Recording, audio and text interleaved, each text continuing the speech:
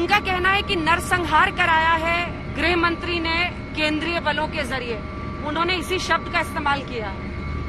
देखिए, वो कुछ भी कहे, 6 दिन पहले उन्होंने ही वहां भाषण किया था कि सीआरपीएफ को घेर लो, उनके हथियार छीन लो।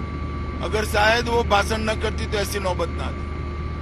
ममता बनर्जी, जिस तरह के अब यहाँ पर जय श्री राम का नारा जो कि आपने बंगाल में बड़े पैमाने पर हर जगह इस्तेमाल किया, उसके मुकाबले वो जय बांग्ला लाती हैं। वो कहती है कि ये तो ढोकला आप खाओ, रसगुल्ला मैं ही खाऊंगी। मतलब जो बांग्ला अस्तित्व का मुद्दा है उसको वो रेस कर रही है। तो इसको कैसे लिंक करेंगे आप और क्या जवाब होगा इसमें? बंगाल की जनता लिंक कर चुकी है। जय श्री राम का नारा यहाँ की अव्यवस्था के खिलाफ रोष का प्रतीक है। यहाँ राजनीतिक हिंसा के खिलाफ रोष का प्रतीक है। यहाँ गरीबी और बेरोजगारी के खिलाफ रोष का प्रतीक है। यहाँ होने वाली घुसपैठ के खिलाफ रोष का प्रतीक है। यहाँ पर सीएए को रोकने का जो ममता ने ऐलान करा है, इसके कारण शरणार्थियों को नागरिकता नहीं मिलती है, इसके प्रति रोष का प्रतीक है। और यहाँ पर जो तुष्टीकरण की राजनीति हो रही है, इसके खिलाफ रोष का प्रतीक है। 2 मई आ जाने दीजिए, सब दूध का दूध पानी का पानी हो जाए। सर, जय श्री राम को आपने एक एक्सपेरिमेंट के तौर पर बंगाल में इस्तेमाल किया, क्योंकि लोग मानते थे कि यहाँ पर काली माँ की पूजा होती है, यहाँ पर जय बांग्ला बोला जाता है, और हम ये यूपी, बिहार और नॉर्दर्न इंडिया का ज्यादा माना जाता था। उसकी स्वीकार्यता के बारे में आप इतने कॉन्फिडेंट कैसे थे और क्यों थे?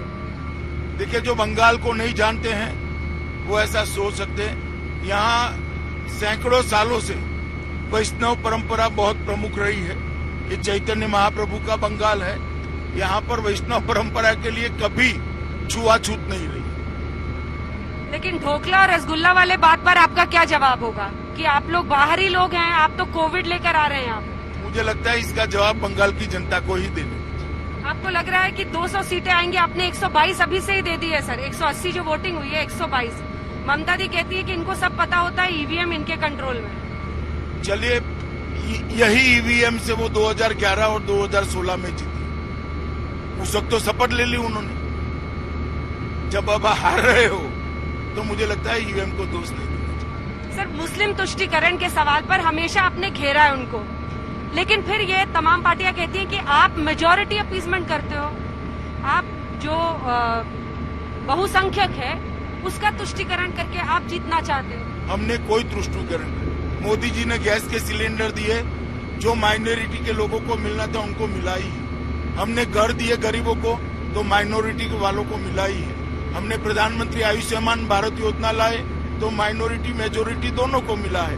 किसान को 6,000 रुपया मिलता है, तो माइनॉरिटी मेजोरिटी दोनों किसान। हमने तो कभी कोई अपीसमेंट नहीं किया। मगर जब आप माइनॉरिटी का अपीसमेंट करते हो तो मेजोरिटी ऑटोमेटिकली अलग अलग होती है। आज बंगाल में बहुत बड़ा वर्ग अपने आप को सेकंड ग्रेड सिटीजन मानता है। लेकिन ममता बनर्जी जिस तरह से प्रचार आगे ले जा रही हैं, उसमें उनका ये, अब देखिए, चंडी पाठ पढ़ती हैं आप, मंदिर 19-20 मंदिर भी गई हैं, तो उन्होंने कोर्स करेक्शन किया है, एक कोर्स करेक्शन। क्या आपको लगता है उससे फायदा होगा उनको और आपको नुकसान? नहीं, अच्छा ही किया, आगे पर उनके काम में भी आएगा, मगर इस बार लेट हो गया। इस बार लेट हो गया है। नंदीग्राम में भी तो हुआ नहीं। नंदीग्राम में ही सर पहली बार उन्होंने चंडी पाठ पढ़ा था। अच्छी बात है, चंडी पाठ पढ़ा है उन्होंने, परंतु लेट हो गया। सर, नंदीग्राम से ही शुभेंदु अधिकारी के मुद्दे पर आते हैं। शुभेंदु अधिकारी हो, अन्य नेता हो, मुकुल रॉय हो, ये आरोप लगता है कि आप सबको अपनी पार्टी में लाकर गंगा स्नान करा देते हैं, जिन पर भ्रष्टाचार का, नारदा शारदा कई आरोप भी लगे हो सर, उन सबका गंगा स्नान करा देते हैं। देखिए, हमने चुनाव के पहले इन लोगों को छोड़ा है, और वो पार्टी छोड़कर हमारी आइडियोलॉजी और हमारी कार्य पद्धति और कार्य संस्कृति तीनों को स्वीकार कर हमारी पार्टी में आए। बंगाल की जनता को तय करने दीजिए। और दूसरी बात, हमारी पार्टी में आने के बाद हमने किसी के केस विड्रॉ नहीं करे। वो केस अदालत में ही पड़े हैं और अदालत को निर्णय करना है उसमें। सर, आपने कुल मिलाकर अभी तक बंगाल में कितनी रैलियां कर ली हैं? क्योंकि मुझे लगता है पिछले 2 साल से आप सक्रिय हैं, इस बार में ही 70-80 के आसपास हो गए हैं। मैं तो 2016 से बंगाल में आता हूं और मुझे लगता है कि इस बार बहुत बड़ा परिवर्तन होने जा रहा है। बंगाल अमित शाह जी के लिए इतना इम्पोर्टेंट क्यों है, इस पर लोग सवाल उठाते हैं, क्योंकि इतना सक्रिय हम लोगों ने बिहार में आपको नहीं देखा था सर इस बार चुनाव में, लेकिन इस बार बंगाल में आपने एकदम डेरा है। मैं हर बार चुनाव में एक्टिव होता हूँ। बिहार में मैं बीमार था, परंतु बंगाल एक बॉर्डर स्टेट है और यहाँ पर जिस प्रकार से देश की सुरक्षा के साथ खिलवाड़ हो रहा है, मुझे लगता है पूरे देश ने इसको गंभीरता से लेना चाहिए।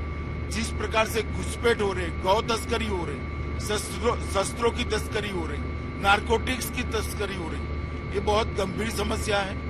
बंगाल नॉर्थ ईस्ट का भी एंट्री है। 7 देशों की सीमाएं नॉर्थ ईस्ट और बंगाल को छूती हैं और बंगाल में जो दारुण गरीबी है, भयंकर बेरोजगारी है, महिलाओं की असुरक्षा है और राजनीतिक हिंसा चरम सीमा पर है। मैं मानता हूं बंगाल के अंदर परिवर्तन जितना जरूरी है शायद ही किसी राज्य में हो।